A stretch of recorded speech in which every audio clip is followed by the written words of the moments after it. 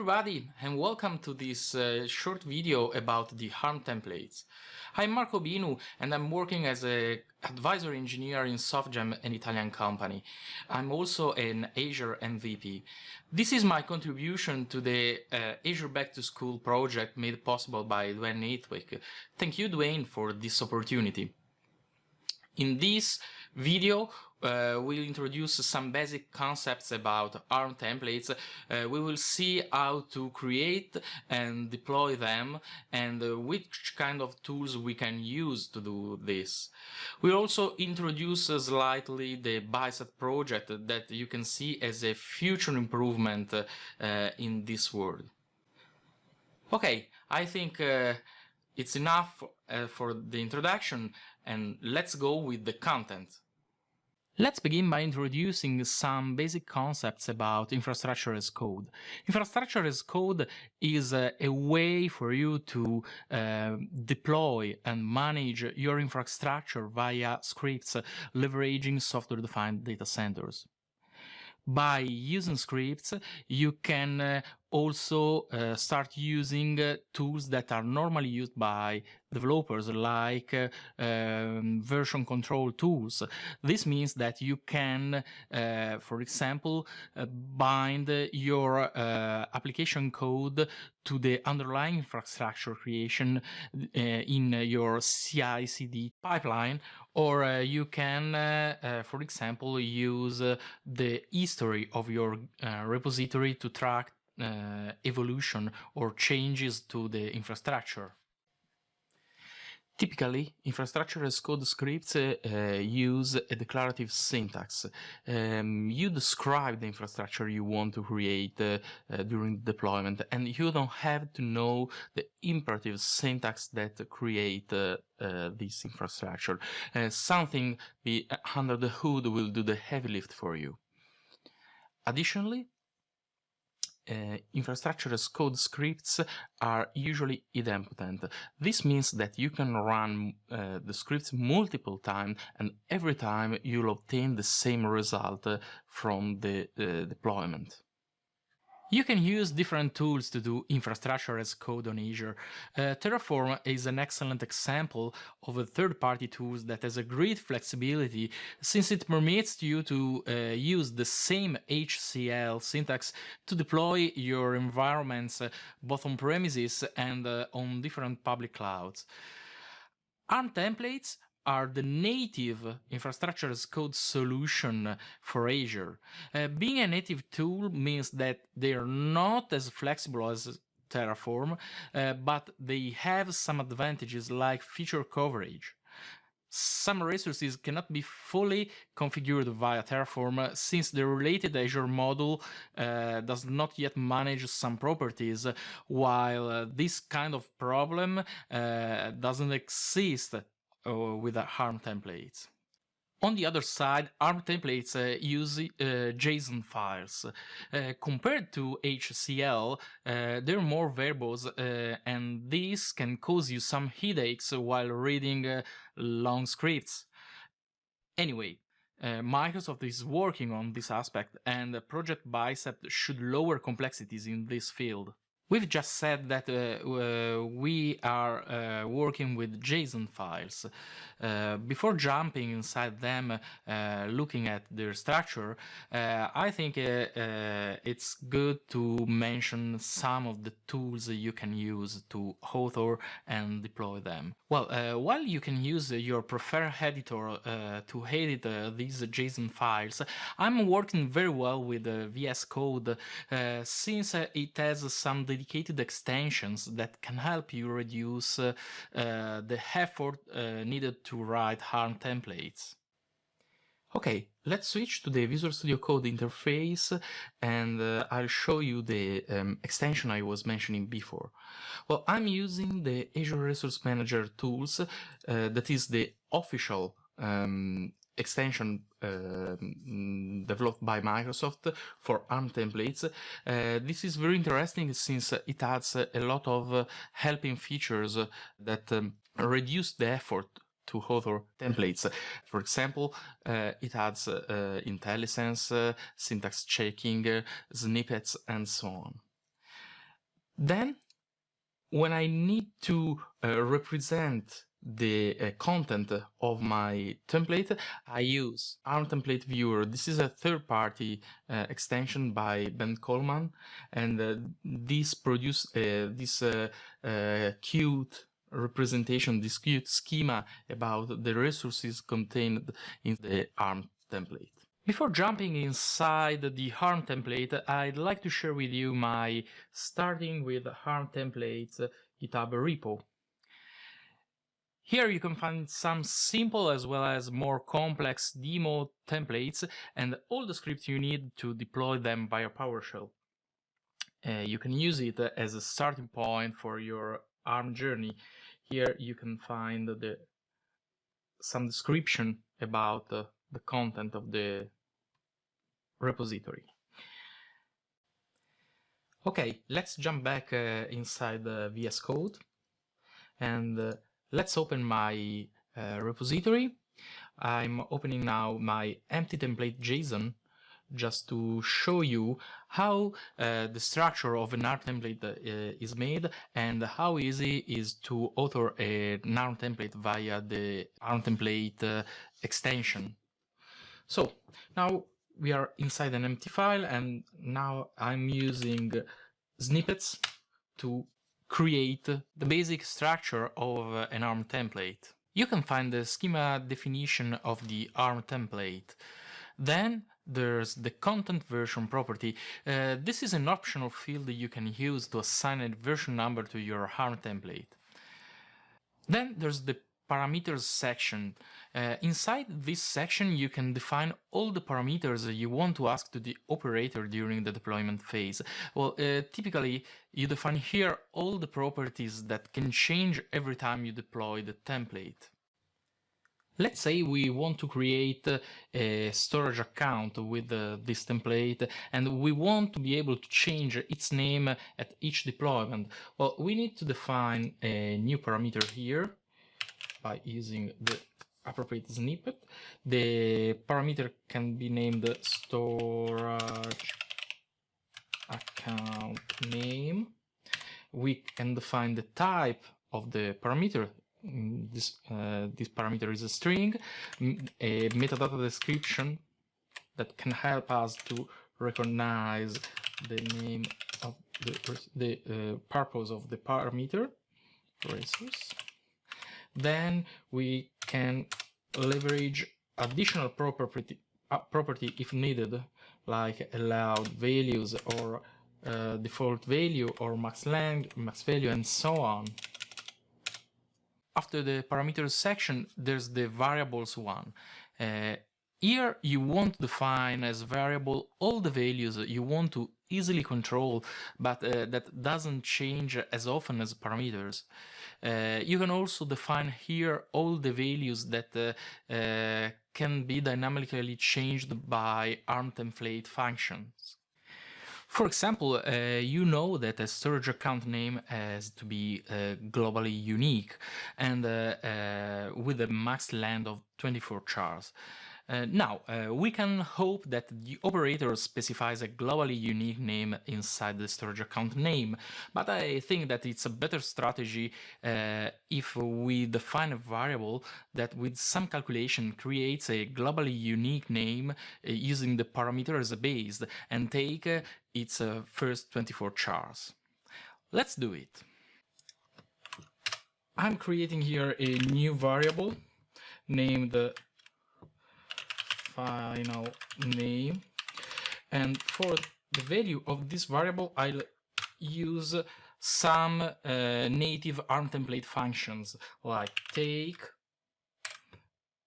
concat, the parameters value. So I want to concat the parameters storage account name with a unique ID based upon the resource group ID I'm using. And then starting with this base string composed by the storage account name and this unique ID, I want to take the first 24 chars. So as you can see here, it's quite simple to compose a complex function thanks to the code completion that is offered by the ARM template extension.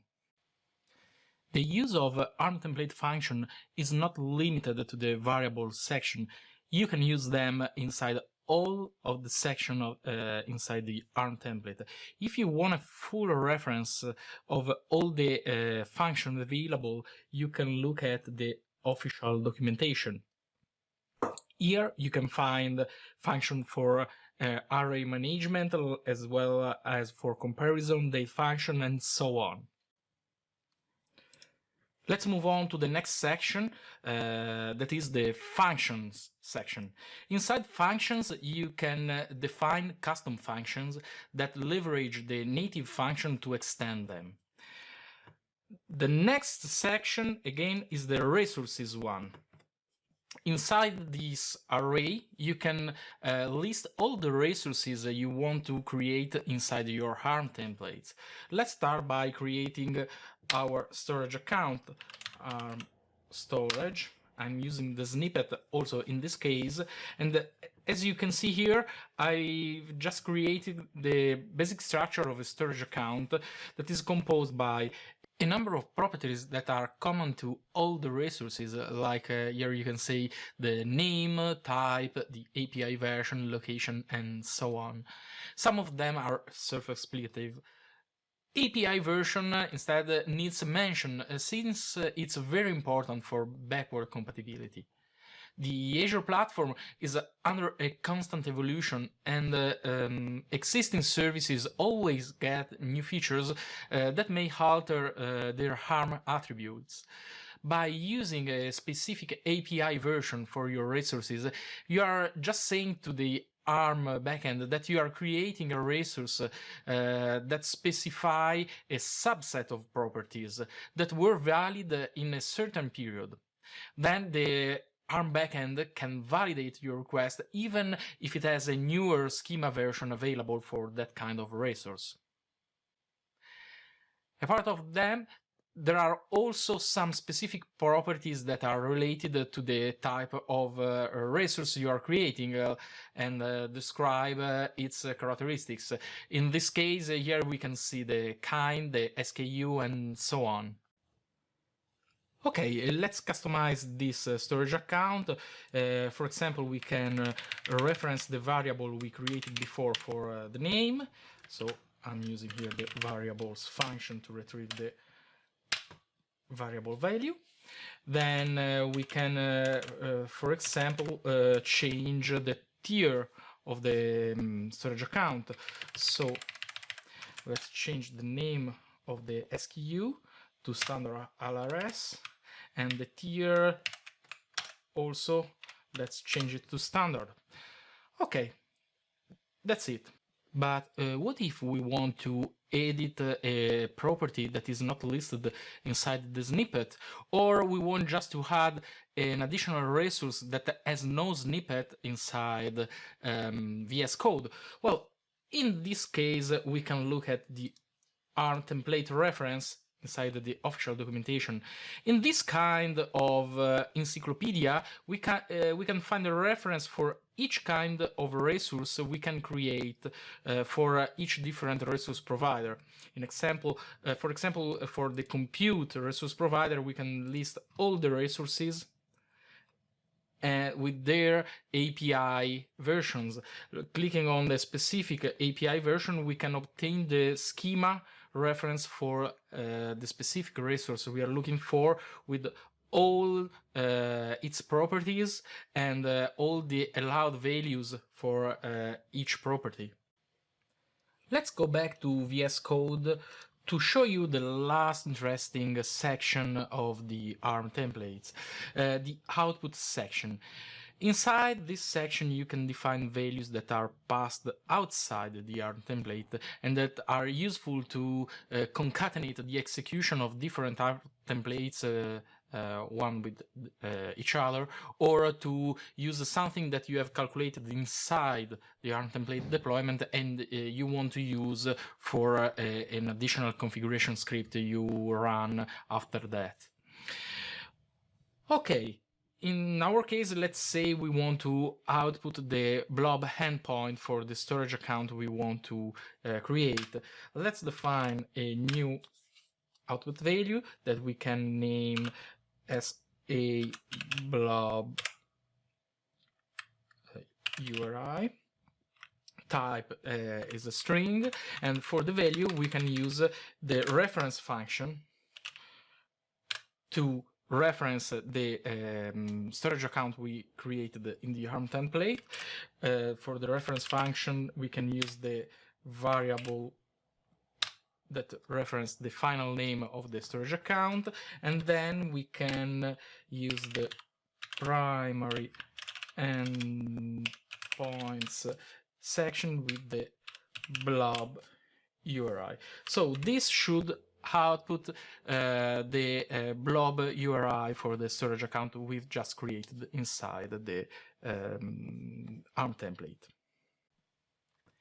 Another interesting use for the output section is for debugging. Well, inside ARM templates, we're dealing with the complex functions and string concatenations, so it's useful to have a quick way to check the composition of the string before invoking the deployment. Well, in this case, we can just create an ad hoc template that defines an output value and use it to show us the result of our calculation. Okay. We've just seen how easy it is to create a simple ARM template from scratch, leveraging the help that the ARM template extension for VS Code can give us.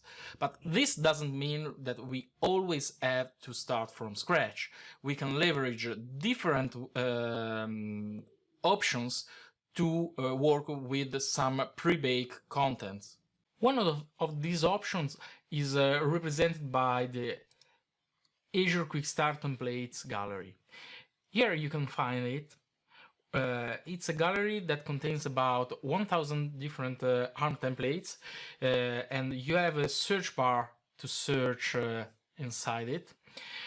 Once you click on one of the templates offered here, you jump inside a new page that describes the content of the template, and you can also browse the GitHub repository that contains the JSON file and have a look inside it.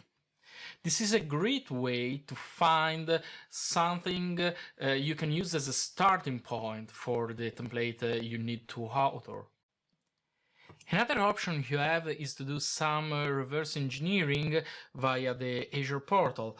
For example, you can open one of your resource groups where you have deployed some resources via the portal, and use the export template blade to generate the ARM template that describes the content of the resource group. This ARM template is quite far from being a good structured ARM template, but it's a great way to obtain something that you can extend and optimize by yourself in VS Code.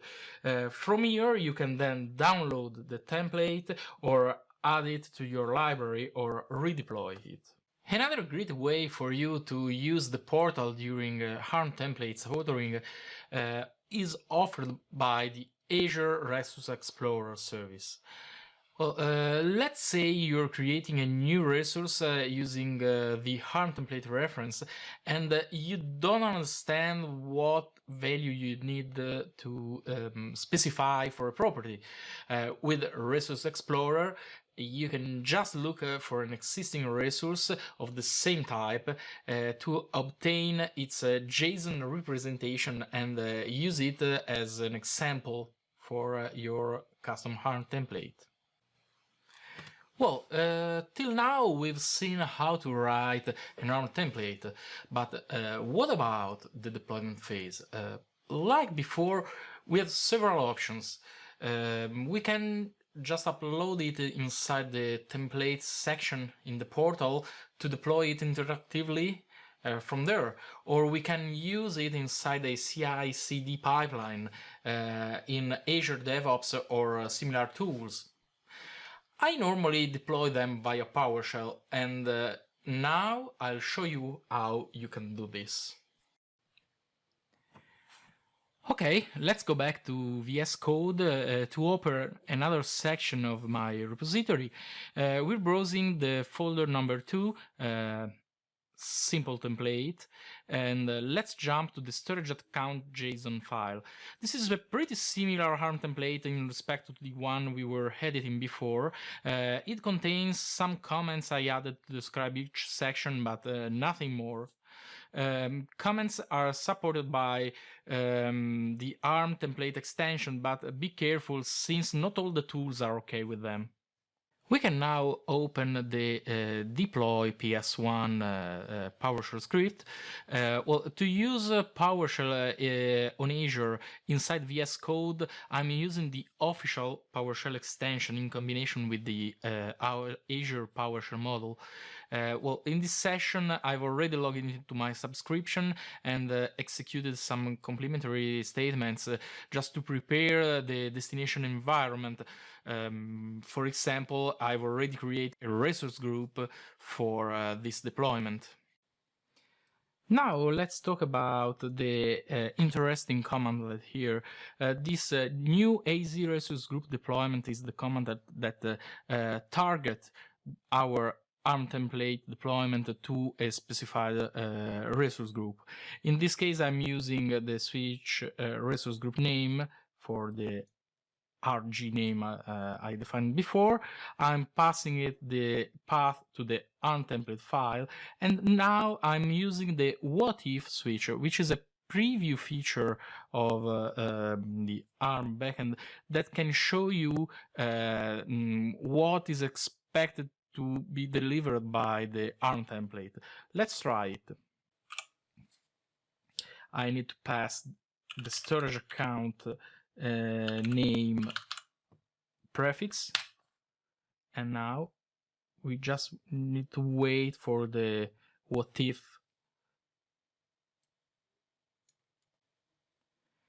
Okay, here we are. As you can see here, there's a lot of stuff that appears in this list, and this is the summary of the object that will be created if we execute the ARM template we prepared. Basically, it created the storage account. Now that I've tested the deployment with the what if option, I can just go on and recall the same commandlet without the what if option. As you can see here, for this commandlet, I'm still passing the resource group name and the path of the ARM template I'm using. This ARM template expects a parameter that for the storage account name prefix. I'm not passing it in the command line, so it will be asked at runtime, as you can see here. I'm using the same word I've used before. Now the deployment is started. I can just jump inside the Azure portal and track the deployment with in the deployment section. By using some refresh here, I should be able to track it. Here it is. And now live, I can look at the creation of the storage account.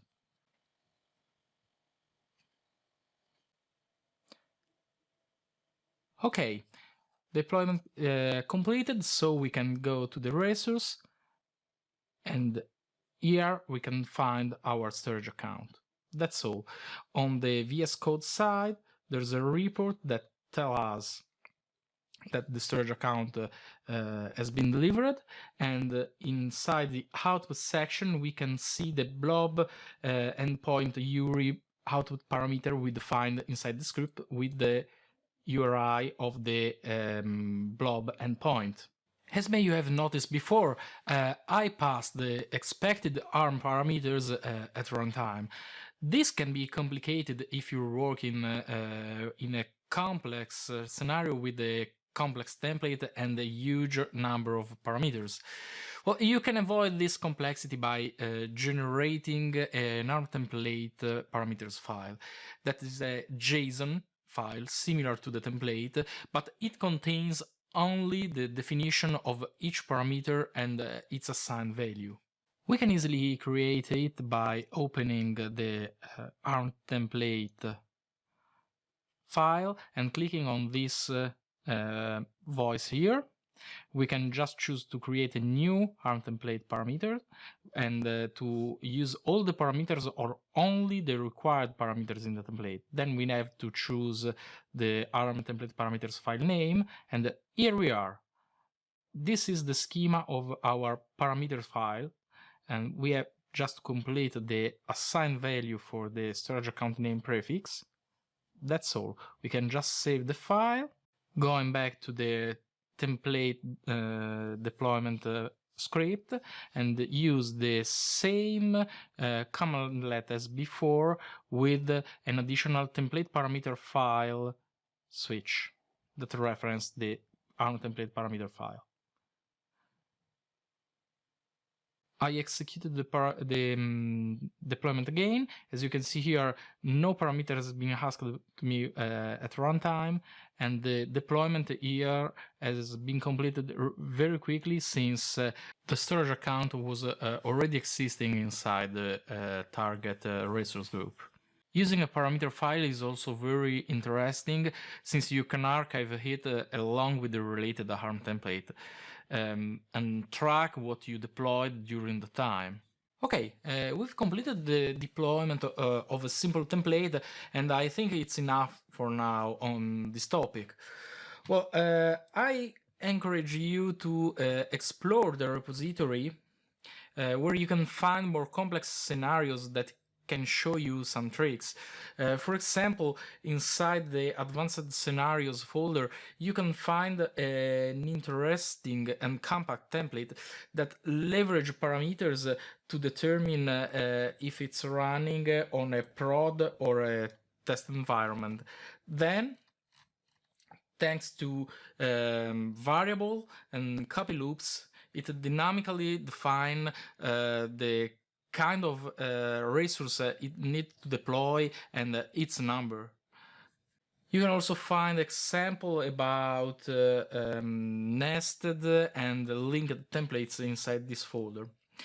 Then, if you're working with a virtual machine on Azure, have a look inside the folder dedicated to the custom script extension and to the desired state configuration extension.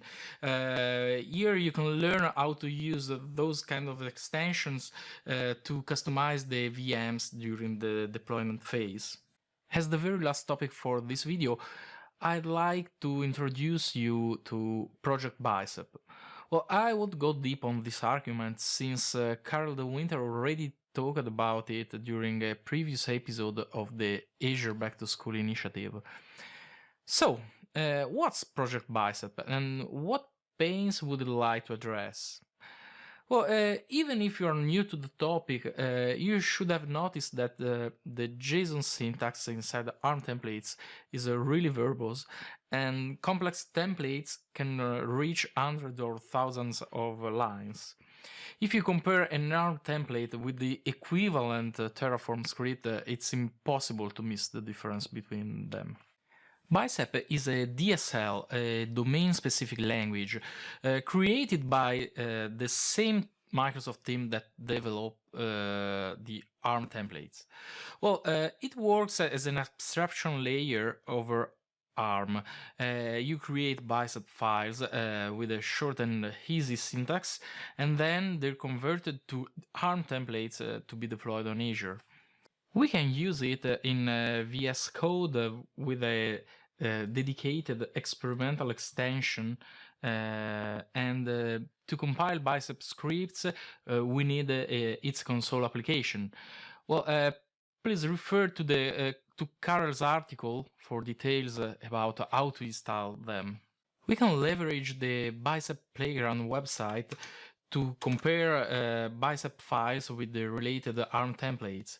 As you can see here, the Bicep declarative syntax is way easier than the related JSON ARM syntax, even for a simple storage account very similar to the one we used in the previous examples. And the comparison is even more cruel for complex templates. Bicep is currently in its initial release and needs to increase capacity and stability for being ready for production use. But it looks very promising. It's an open source project and you can contribute to its growth. Anyway, you should still invest in learning ARM templates since they're massively used in the Azure ecosystem and will still be with us for a long time. Okay, that's all. I hope you enjoyed this 10,000 feet overview about ARM templates. I know it's a huge argument and there are still a lot of topics that should be explained better. If you're interested, please let me know, let's keep in touch, and I can prepare additional content for you. In the meanwhile, I hope to see you soon. Ciao!